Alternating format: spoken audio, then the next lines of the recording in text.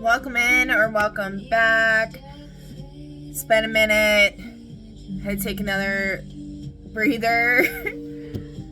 That last video I did was a bit of a doozy there.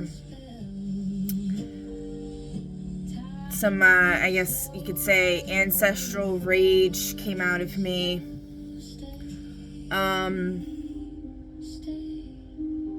But I feel like it got some energy moving. So, alright. So, today, what is on the agenda? We are going to be reading Chapter 2 from The Sacred Bond of the book, The Sacred Bond, from the Two Worlds Path scripture. Okay? And this chapter is called The Courtship Rites of the World's Peoples, a Tapestry of Sacred Tradition. Alright? And then I guess after this, I'm gonna try to do a pick a card. I'm also working on another deck, oracle deck, to actually go along with my dossier of the void deck, which is this one. If you see me use it before, it's got like detective-y type of stuff. So the deck that I already made it, but I just have to like write it all on the cards.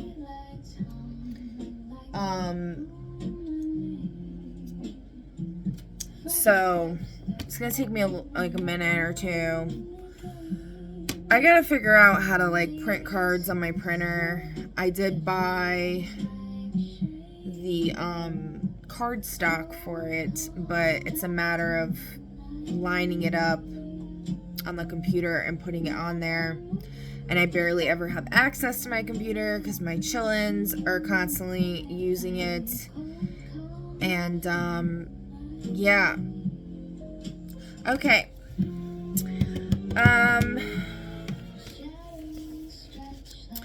So Chapter 2, The Courtship Rites of the World's Peoples, a Tapestry of Sacred Tradition.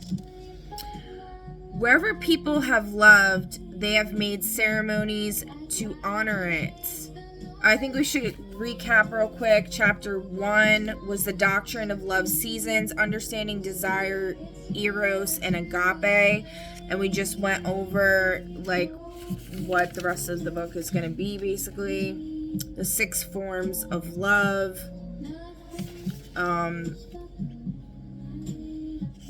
So the first form is eros, the love of passionate embodied desire.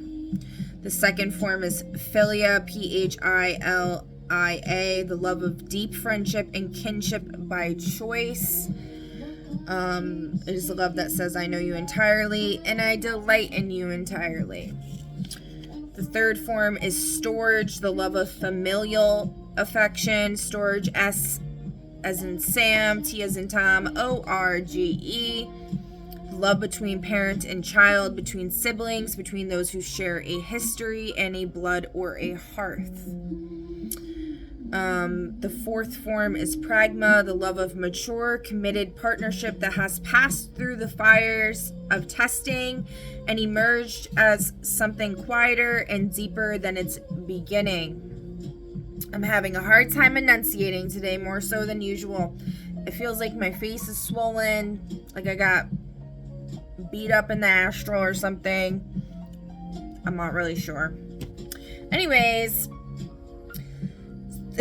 the fifth form is agape, the love that is unconditional, expansive, and not bound by particularity. Agape does not require that the beloved be worthy by any external measure. It is the love that sees the soul beneath the failing. That's that mistakes are sexy kind of thing, right? Yeah. The sixth the sixth form is Philautia, Philautia, the love of the self, the healthy love of the self. Okay. The walker cannot love well that which they do not love in themselves. I learned about self-love, I think I was like 12. Yeah, I've told the story before. This couple was coming out of the apartment building next to mine. And the male had come out first, and then the female was like kind of hollering at him and was like, you can't truly love someone unless you love yourself. And that just always stuck with me. And then I started to like I Love Terror Club, because I was trying to promote self-love. And I was like, terror is my idol. I would like write it on the board, in the marker board in homeroom. It was supposed to be like a joke, but like I was trying to promote the idea of self-love.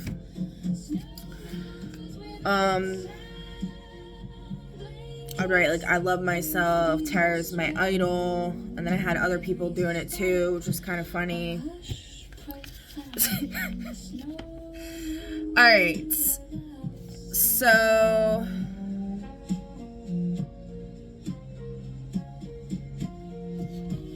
the six, yeah, so there's 6 forms, right?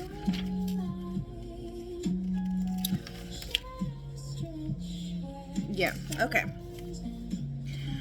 Alright, so next, alright, let's begin. Bear with me on the enunciation. I'm going to do my best, okay? So, wherever people have loved, they have made ceremonies to honor it. Ceremony is the community's way of saying, we witness this, we hold this, this is real. The Book of Kin, 3rd tablet, words of the ancestors. Okay, the two, yeah, I really feel like I got punched in the face or something. Like my eye, like my left eye feels like somebody punched me in my face. And then I had like a cut under here, like somebody, so maybe I was like battling it out. I don't know. But yeah, a lot of purging this past week has been going on. A lot of emotions, a lot of cleaning the inner and the outer world. I don't know if y'all have experienced that. I've seen in comments and stuff on other creators' pages and content of people sharing similar experiences. So I know that is some type of energy going on out there. Alright. The Two Worlds path does not belong to any single culture, nation, time, or people. It draws from the entire human inheritance. The accumulated wisdom of every civilization that has ever asked, how shall we love well? How shall we honor one another in the choosing?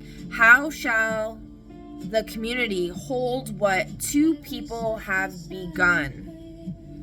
In this chapter, the path sets forth a treasury of courtship traditions from across the world's peoples. Each is treated with the reverence due to living wisdom. Each has been honored for generations by those who found it true. Each contains something the path has received, integrated, and is honored to carry forward. Alright. The walker reading this chapter is called to receive these traditions not as curiosities, but as teachers. To sit with each one long enough to feel what it is pointing toward. Words are hard for me right now. Oh my God. This is like... Okay. And to ask, what does this know about love that my own tradition may have forgotten? A note of humility. The traditions named in this chapter are living, diverse, and internally varied. The path receives them here as inspirations and teachers, not as exhaustive descriptions or authoritative summaries. Where a practice belongs to a specific people, lineage, region, or religious community, walkers are called to seek living guidance, proper permission, and careful scholarship before adapting any element into ceremony. Yeah, I mean, like, you know, being respectful is very important. But I'm not into that gatekeeping crap. I think, you know, we all come from source. We're all from the earth. And if you resonate with something in your heart, you have every right to exercise that practice. As long as it's moral. Like, you know what I mean? Like, okay. So, like the whole do what you will, harm it none, I feel like is a good frame of reference to go off of. But then it's like everything is like so subjective and nuanced, so it's like hard to just umbrella terms, stuff like that. But yeah, let's just dive in. Okay. Indigenous North American traditions. Across many indigenous North American nations, feathers may carry sacred, ceremonial, and honorific meaning. Hold on.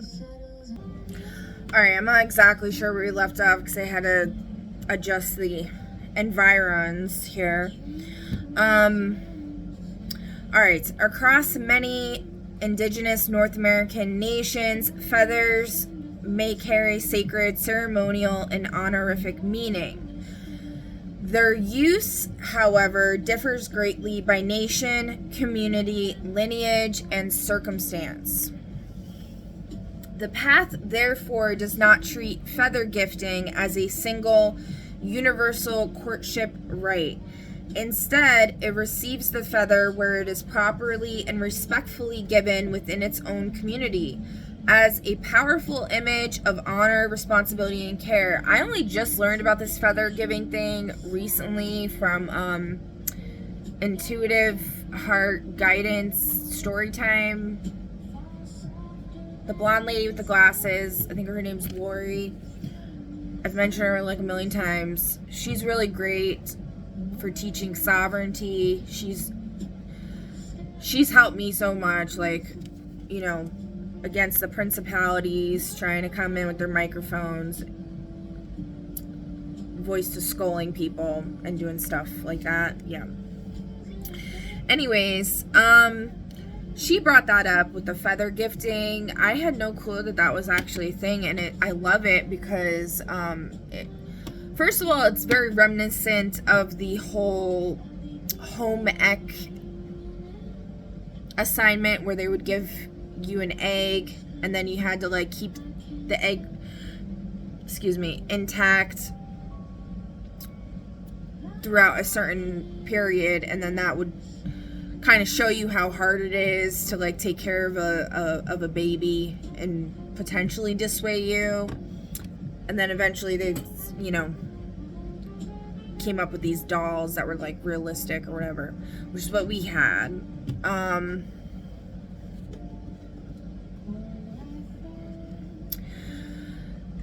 But yeah, and then also it reminds me a little bit of like penguins and how there's this like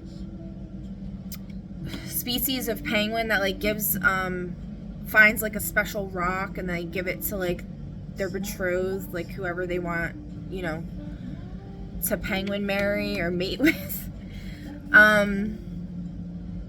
So yeah, I don't know. I really like the idea of like using nature and an item. I think a feather is perfect because it can get ruined rather easily. Like, you have to take care of it, right? It could fly away with the wind. It could get all matted and messed up, and I don't know. So anyways, let's continue. So the path therefore does not treat feather gifting as a single universal courtship right. Instead, it receives the feather where it is properly and respectfully given within its own community as a powerful image of honor, responsibility, and care. In some teachings and ceremonial contexts, the receiving of a feather may signify trust, honor, courage, spiritual responsibility, or recognition by elders. Such a gift is not casual. It carries obligation to care for what has been entrusted, to remember the relationship in which it was given, and to live in a manner worthy of the honor it represents. And I find it very strange how... Actually, I'm not even going to say it. Never mind. I'm not even going to say that. Alright, because feather meanings and protocols are specific, the path does not prescribe the use of literal feathers in its own rights unless a walker belongs to, has been invited by, or has received guidance from the relevant community. The teaching received is not possession of the object, but reverence for entrusted care. What is precious must be tended faithfully, visibly, and with humility. So, in my opinion, like I said, there's like so many different examples of objects you could use to represent this. I think a feather is a really good one. My ancestors are Native American. I'm giving you permission if you want to do this, okay? I don't know my ancestors' practices because they were all indoctrinated. Is that the word? There's another word. It's on the show Shameless. They say it a lot. I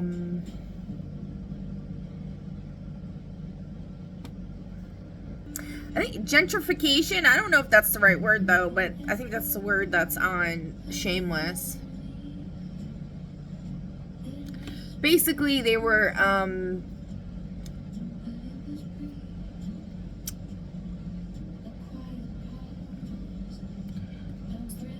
their culture was taken, okay, eradicated. It was lost in the sauce, so to speak.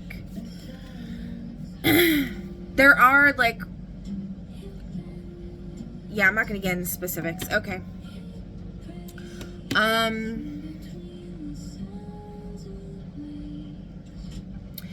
All right, so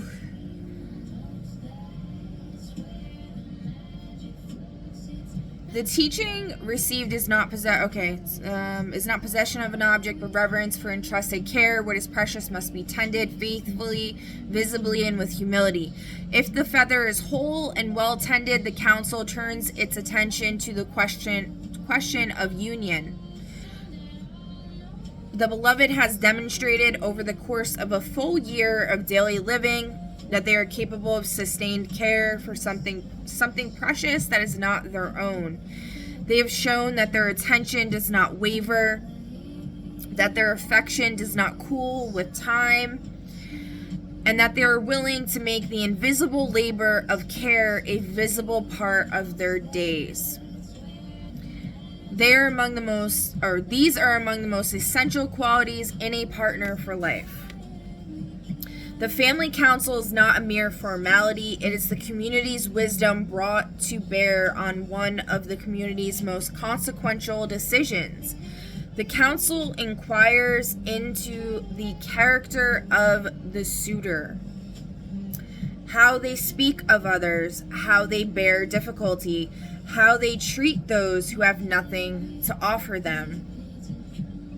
Character, that's a good one, because most people I've met, if they can't get something out of you, you're nothing to them.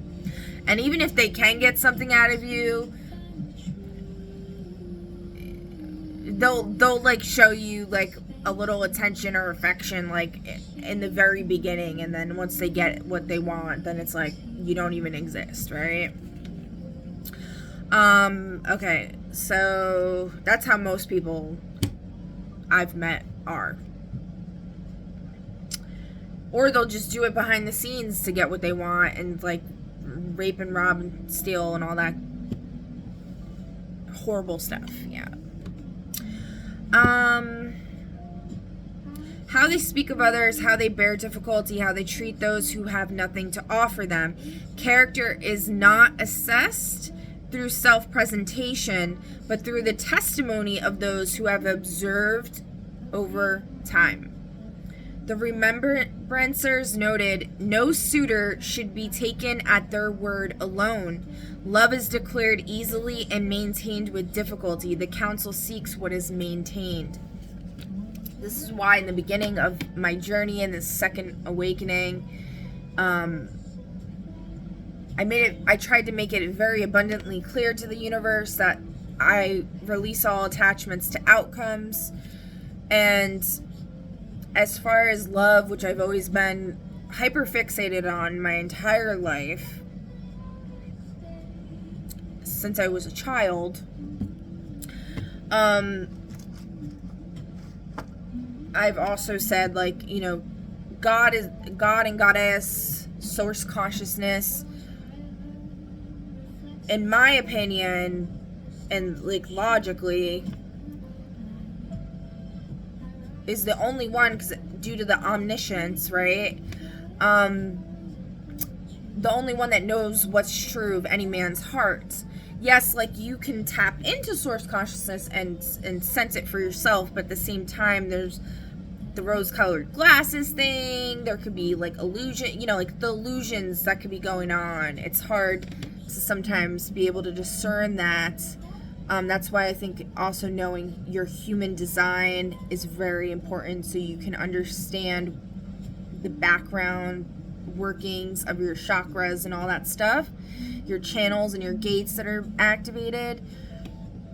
And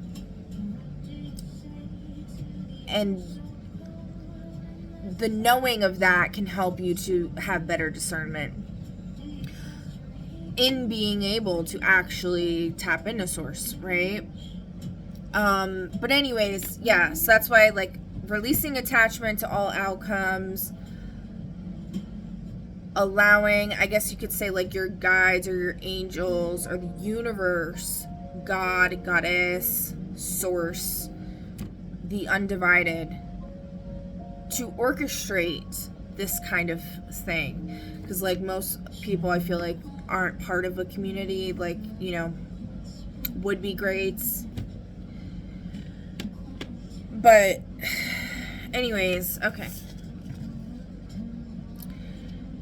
So, and then I think, like, the next book we might do is either going to be the Book of the Turning, which is like death rites and like the Book of Death, or the Living Community would probably be the best one. Yeah. Okay. So, if the, what are we on? 23 minutes. All right. So if the, where were we? Okay. The family count. Okay, we already read that. What occurs when the feather is lost or damaged is a matter of particular wisdom. The loss of the feather does not automatically constitute a refusal. It constitutes a conversation, an honest accounting of what happened and why and what the circumstances were. And that's fair, right? And that teaches real love, because sometimes things are quite out of our control. No matter how much we try to tend to something, it can become destroyed, lost, ruined.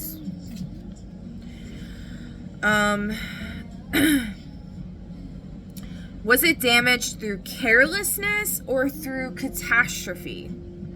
Was it lost through neglect or through an act of protection for something greater? The council listens. And this is the whole thing too with the council, and like we talked about in the last book.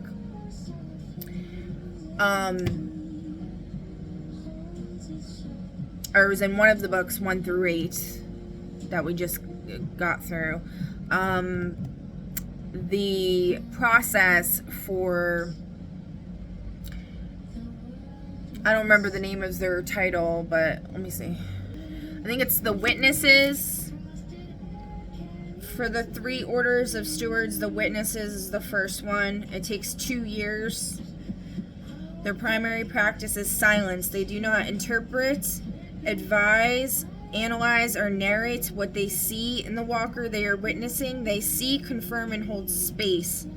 This simplicity is harder than it sounds. The instinct to offer insight, to share one's own experience, to solve the problem one sees. All of these are natural human impulses that the witness training is specifically designed to root out as the primary response to another's sharing. What they observe, not what they conclude. Yeah, so like all of these steps is what, so it goes witnesses, guides, after serving. To become a guide, you have to serve as a witness for at least 3 years. The guides may offer keys. And we have the holders.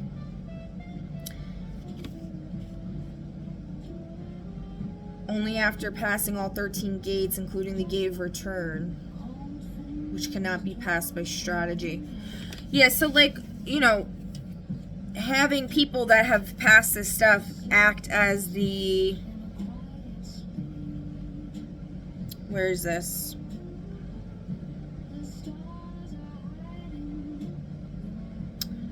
The loss of a feathered, okay, it's, the council, like acting as the council that listens to this, you know, the wise old sage, so to speak, you know, type of person. This is, you know, obviously like the formal format for it. That would be ideal, but in IRL, that's not gonna be easy to find, right? Like, but yeah, maybe eventually there will be some people that have actually gone through this process, right? Formally, to where you can actually like find them and seek counsel with them, right? That would be great. Because I feel like this is a great, it's a great process. All right, the council listens, okay? So was the feather lost through neglect or through an act of protection for something greater? The council listens. So it would take somebody who's gone through all this stuff to be able to listen and establish the veracity of what the person is saying happened to the feather, you know, the feather, the state of the relationship, or whatever you want to call it, right? Or whatever it is in the specific situation.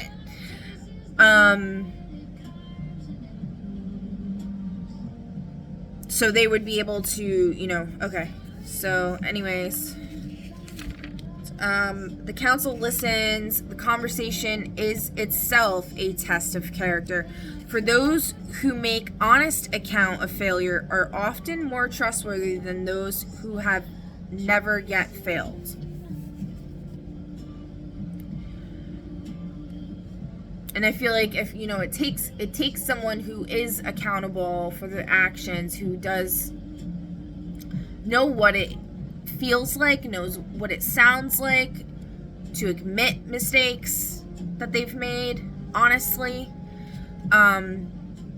to be able to recognize that in another. They say, like, it takes one to know one, right, with a liar, but I feel like it takes a truth teller to know a liar, right, as well.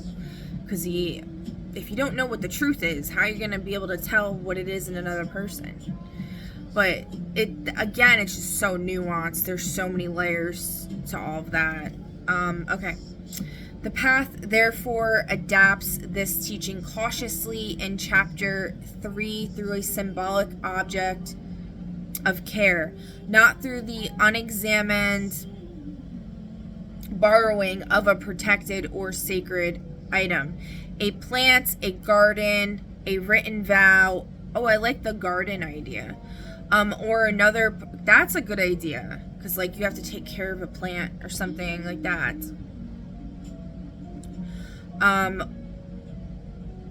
Or another personally meaningful object can carry the lesson, like a plant that like represents the person, like their qualities or attributes that you like admire or like love about them or something like that, and being able to actually like keep the plant alive and like learn about the plant and everything.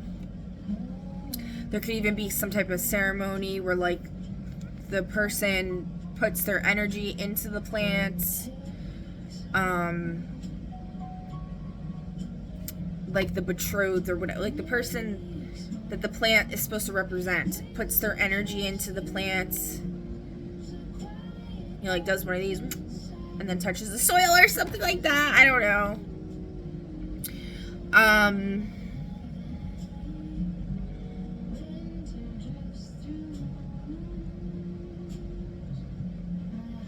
Or they could be the one that plants the seed and grows the seedling, and like they have to like speak to it every day and like really like form a energetic bond with the plant, right?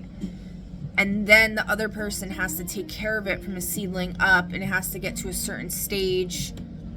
Like they're saying a year. I feel like a year is pretty decent amount of time for like courting somebody.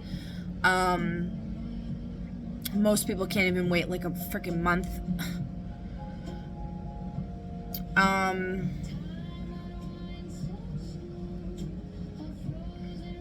Or a lot of people, I would say. I would say most people. Okay. So, a written vow or another personally meaningful object can carry the lesson without claiming ownership of a tradition that belongs to living peoples. Yeah, I guess it's just a matter of like not I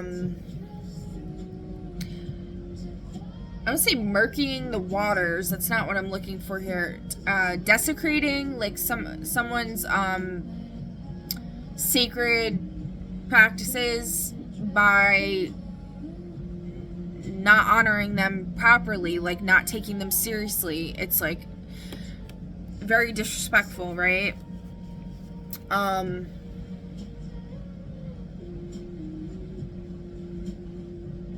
But I feel like, you know, if you even know about this, you know what I mean? If you're even attempting it,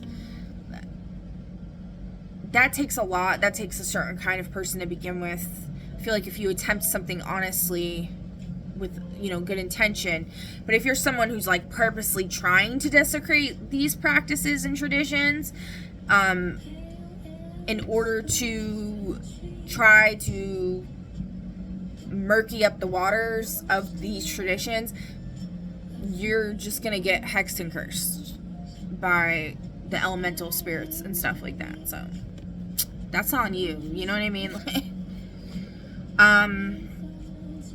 Like it shouldn't hurt the feelings or whatever of the peoples that are the originators of the tradition. It's going to anger the spirits and the energies behind it, but like where you give someone space in your heart of like hatred towards that, and you make like this big like blah blah blah blasey blah uproar about it, like I don't like the way that people represent, like with their gatekeeping kind of thing, like on the internet and stuff. I've seen a lot of people be like, it's a close practice and blah blah blah like that, and it's like a superiority kind of vibe and like a gatekeeping kind of thing, and I don't like it. It's a fucking ego trap, and it defeats the whole purpose of like everything. So that's not something I want to be a part of. So I think if you put it in a certain context, it's different. But when you're showboating around and saying like, you know, you can't do this unless I say you can, it's like, who the fuck are you? Okay. The gift exchange courtship.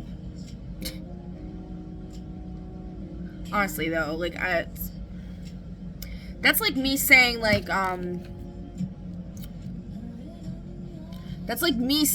I came up with the idea of finding a special rock to give to your betrothed. And so if you want to do that, you have to go through me. And it's like,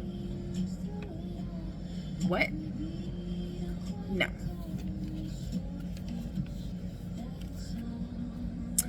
Alright, so the gift exchange courtship of the Pacific Northwest nations carries a different but equally profound teaching. Drawing from the broader potlatch tradition of reciprocal gifting as a demonstration of abundance and generosity, the courtship gifting practices of these peoples embed a vital teaching in their form. The one who would be a partner for life must demonstrate that they are a person of generosity, capable of giving freely, of celebrating another's flourishing, of offering more than they receive without resentment. That is a big one. Partnership with a grasping person is a life sentence of scarcity, even if that person is wealthy. Partnership with a generous person is a life of abundance, even if the material circumstances are modest. The courtship gifting rites know this, and they test for it before the bond is made rather than discovering it painfully afterward. Part 2, Celtic and British Isles traditions. Few courtship traditions in the world's inheritance are as elegant in their practical wisdom as hand fasting, the joining or binding of hands as a sign of pledge, betrothal, marriage, or public commitment. So I wanted to pull from the 13th Gate Union of Two Worlds Oracle that I created some visual. This is a representation of hand fasting. Okay, so the joining or binding of hands as a sign of pledge, betrothal, marriage, or public commitment. Historically, the practice varied across Celtic or Celtic, I don't know if I'm saying that right, Gaelic, Scottish, English, and related European contexts. In some settings, it was associated with betrothal or probationary union, and in modern ceremonies, it often functions as a symbolic act of unity. In contemporary hand fasting ceremonies, cords or ribbons often carry symbolic meanings chosen by the couple. Red may be chosen for passion and vitality, blue for fidelity and steadiness, green for growth and abundance, white for clarity of intention, and gold for wisdom or blessing. These meanings should be understood as interpretive and ceremonial rather than as a single fixed ancient code. The witnesses who hold the cords are not passive observers. They represent the community, those who will help hold the couple accountable, support the bond in difficulty, and remember what was spoken when memory grows thin. Where hand fasting has been associated with a year and a day period, the teaching is one of patient discernment. The tradition understood what the romantic imagination often resists, that the person presented in early love is not yet fully known. The self that emerges under the pressures of daily life together, under fatigue, conflict, and private intimacy, cannot be fully seen in haste. At the year's end, the couple may renew the bond, dissolve it with mutual respect and communal acknowledgement, or proceed to a permanent union. The dissolution at year's end is not treated as shame but as wisdom, as two people who had the courage to know each other honestly and the integrity to acknowledge what they found. The path receives this wholeheartedly. The Clotie well offering, Clootie, is among the most poetic and contemplative of the British Isles love traditions. A strip of cloth, a clotie, is tied to the branch of a tree near a sacred well or spring, accompanied by a prayer or intention. As the cloth is exposed to weather and time, it gradually deteriorates and eventually disappears entirely. And with it, the prayer is understood to have been absorbed into the sacred, carrying from the visible world into the living heart of what cannot be seen. I love that. That's really cool. The spiritual teaching embedded in this practice is one of release. The one who prays for love does not grasp at it, but offers the longing to something larger than themselves, trusting that what is genuinely theirs will find them. And I've said this before, and I'll say it again. What is truly yours will always be yours. Too many people out here grasping for what does not belong to them, for what has never belonged to them and will never belong to them because it doesn't belong to them. But because they see that it belongs to somebody else, they want it. It's like a child trying to steal someone else's toy or something like that, not to make love into toys is a poor analogy, really. But yeah. That's how they treat it. Yeah, actually, it's not a poor analogy. That's actually spot on. They don't understand what love is. So it's like, seeing a shiny object and being like, ooh. All right, the deteriorating cloth is not loss, but fulfillment. The dissolution of what was held in the hand into what cannot be held at all. The path finds in this a profound expression of the open-handed love it teaches in all of its chapters. That was in the first chapter when they were talking about the water, how love is like water. It's the suit of cups in the tarot, which is like emotion, love, right? Family. And it was saying, you can't, if you hold the water too tightly in your hands, it's going to squeeze out through the cracks of your hands, right? But if you cup it gently, it's going to stay there. And that's how you have to treat love. You have to hold it gently, not grasping at it.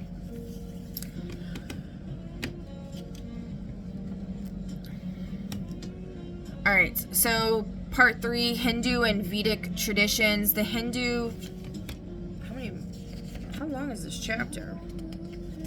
I've been yippity yapping a lot, so I don't think we're going to be able to get through this whole chapter here.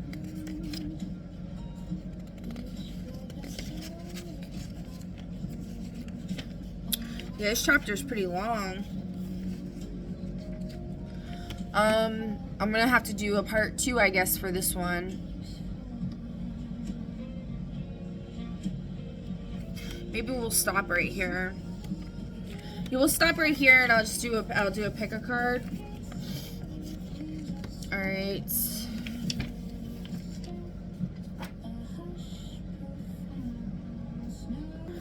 Alright, so we're going to do 3 pick a card groups. Group 1, or pause it if you need to, a minute to the side or whatever. Alright, so group 1, you got for your what's it about, shift in consciousness required for lasting peace and stability in region of concern. So if you were thinking of like, or if this has been worrying you, or perhaps Spirit is just saying that you need to be a messenger for this, or this would be beneficial for you to become more aware of this issue, right? That there is a shift in consciousness required for lasting peace and stability in whatever region perhaps that you live in, okay? And so I asked like which decks we wanted to pull from to talk about this a little more, to get a little more clarity on it. Motivations, goals for this shift in consciousness is catching the bad guy or girl. So there's a specific person who's causing an issue here with this lasting peace and stability. Trying to succeed where one has previously failed. Escaping a killer. And protecting one's home or property. All very fitting there. Okay, and then we got, let's see, what's in this one? Discovering one's true self.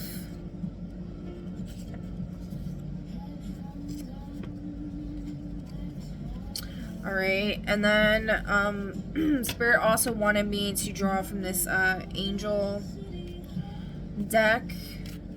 And then we'll try to see, catching the bad guy or girl, we'll try to see like who they are. So get a little clarity on that. Grace. So you have the angel of grace supporting you in this endeavor. And expectancy. So my thumb split on expectancy. So expecting grace. Having grace with yourself. Expecting that you're going to succeed in this endeavor. Having grace with yourself. Discovering your true self as a protector. As someone who succeeds in catching the bad guy. And then Spirit's saying, you need to stop being kind to these bad guys. They don't deserve your kindness.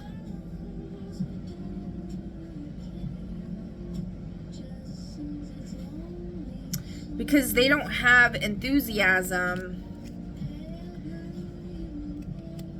for the gratitude that you've shown and your integrity, right?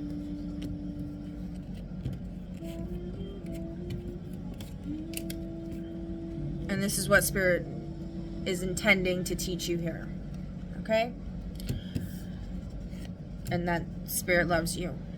Okay?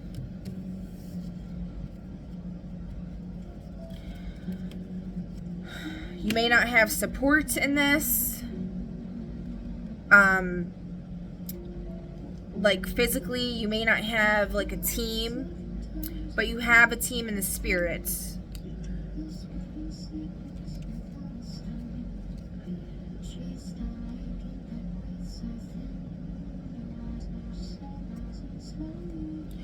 You might also not have support physically because you're refusing to explore other avenues. You're not like seeking out like-minded individuals or whatever.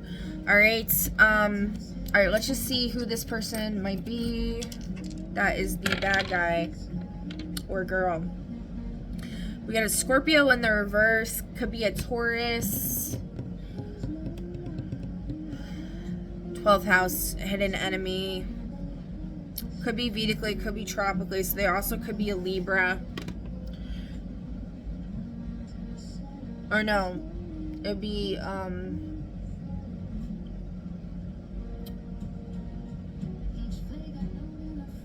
what is it? Sagittarius. Because I also see Sagittarius there. Yeah, so they might be a Sagittarius. Alright, and they're in their south node.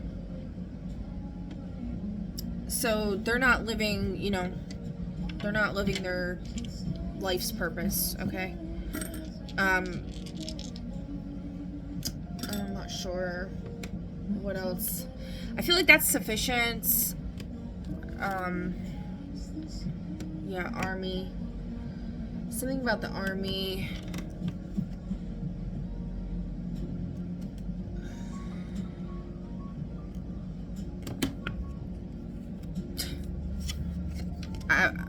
Okay.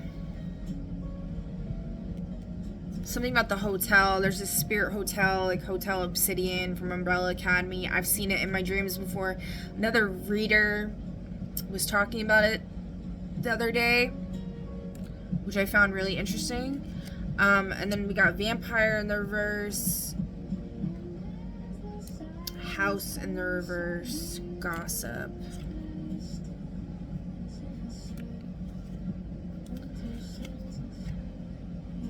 Firearm, gravestone, and prostitute. Ailing person, save the world. Yeah, so there's definitely something here about like being the hero, okay? Discovering your true self, saving the world from these vampires. There's like literally vampires out here like doing horrible shit to people. I think it might be saying they might be at the spirit hotel. They might not be. That's why it's in the reverse. I'm not really sure. I've noticed some people I've watched online, they literally like look like they've been turned by a vampire. Like they'll look so different, like from one day to the next, or like they haven't gotten their fix or something. So it's like you could see it.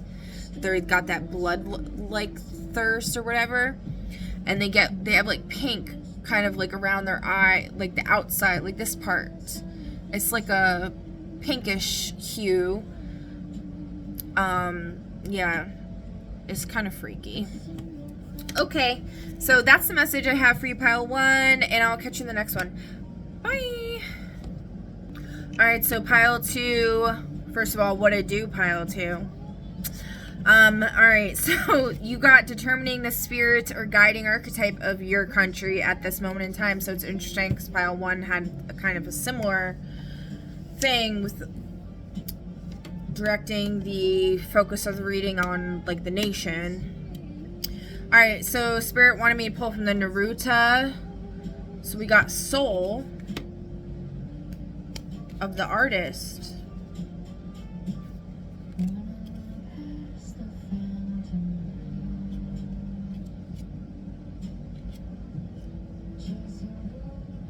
And to find the way home is not through this beauty pageant type of shit where it's very surface level.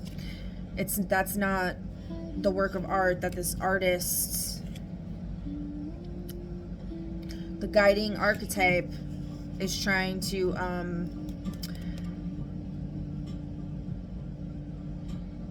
is needing to bring forth, right? It's this spirit of the freedom of the fire horse, which we're in the year of the fire horse, that is to be protected from these hunters. Needs to be let free. The wheelchair, which has come up in a lot of readings, which is funny enough, the Disclosure movie that came out, Steven Spielberg, I don't know the name of it, I have to look it up, but JK Ultra was talking about it recently, something about a trap. Apparently the alien at the end, spoiler alert, the alien at the end comes out in a wheelchair, and the main character's name is Olivia, which I found like, wow. Something about not in the basement.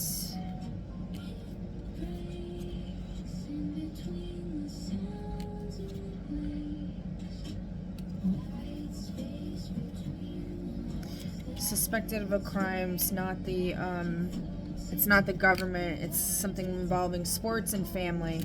Okay? Alright, and then the Daemon. Spirit wanted me to pull from the Daemon.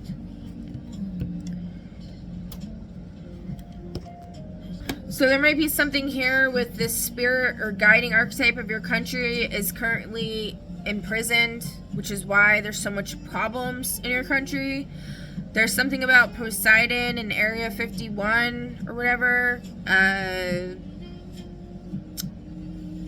got that download a long time ago, and I was reminded of it with this. That could be the whole thing that keeps coming up with ocean governance, because they're holding Poseidon, who's like an alien, right? Hostage. It could be Poseidon. It could be also Uranus, or yeah, Uranus, the sky god. Okay, Odin or whatever. I don't know. Whatever you want to call him. Okay. I think it might have something to do with Poseidon, though. Okay, so we got Marcosius, which I don't think I've ever pulled this. Once of the angelic order, this was in reverse, of dominions, is now a Marquis of Hell with 36 military units under his command. He may appear as a wolf with eagle wings and the tail of a snake. This could be who's holding him hostage, or her, whoever's the wheelchair. Remember the reading, the end of the world reading? The wheelchair and the crown was the end of the reading, right? And at the end of this movie, the dude comes out in the wheelchair. J.K. Ultra said they left it ambiguous as to if they actually freed him. They were insinuating that they were going to let him free, but then she said she was confused. So, beware of false hopes. Knowing something is impossible and striving for it anyway can take energy that could be used for attainable goals. This is in the reverse, so maybe saying you can do what you set your mind out to do.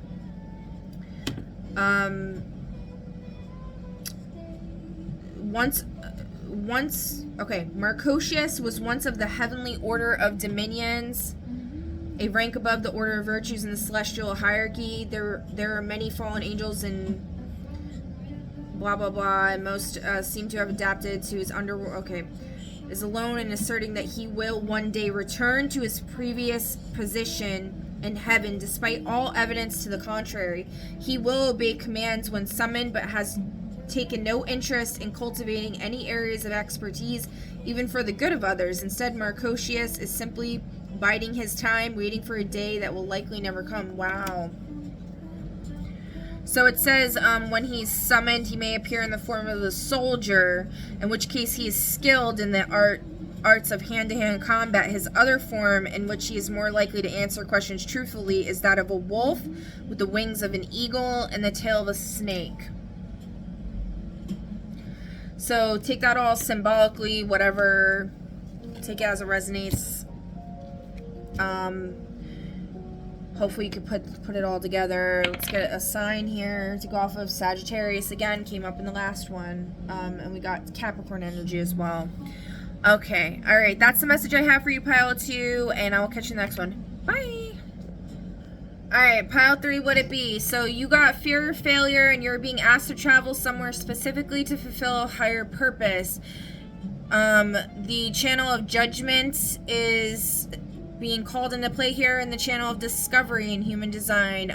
Basically, it's Spirit saying it's your destiny, it's in your power to identify what is not healthy or appropriate in order to correct what is causing unease. Finding integrity and perfecting society is outfitted for those with this channel. Their key is recognizing when that perfecting insight is invited and is ready to be heard. Spirit is asking you and inviting you in this moment. Spirit's also asking you to be committed and persevere through this endeavor. Something about traveling to a zoo, scuba diving, and a blank one, which only you will know that answer. We also got Seg 1 Galaxy, waning crescent moon. You got a temporal obstacle going on here, and you got the angels of grace and love supporting you on this endeavor, and that is the message that I have for you. And I wish you the very best of luck, and I will catch you on the next one. Bye.